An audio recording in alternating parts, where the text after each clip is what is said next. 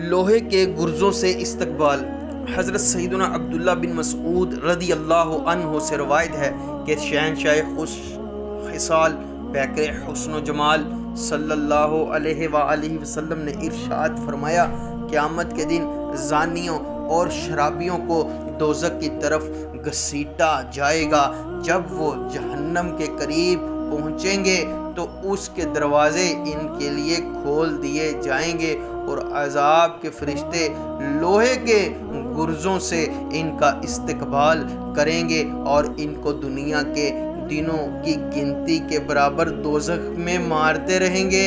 پھر انہیں ان کے ٹھکانے پر پہنچا دیں گے اور 40 سال تک جہنمی کے جسم کے ہر عضو پر بچھو ڈنگ مارتے رہیں گے اور سانپ اس کے سر پر ڈستے رہیں گے، پھر بھی وہ اپنے مقررہ مقام تک نہیں پہنچے گا تو آگ کی لپٹ اسے آخری کنارے تک پہنچا دے گی اور فرشتے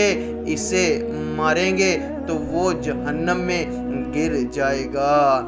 قرآن پاک میں اللہ پاک ارشاد فرماتا ہے، پارہ 5 سورہ نساء آیت نمبر 52، ترجمہ کنز الایمان، جب کبھی ان کی کھالیں پک جائیں گی ہم ان کے سوا اور کھالیں انہیں بدل دیں گے کہ عذاب کا مزہ لیں،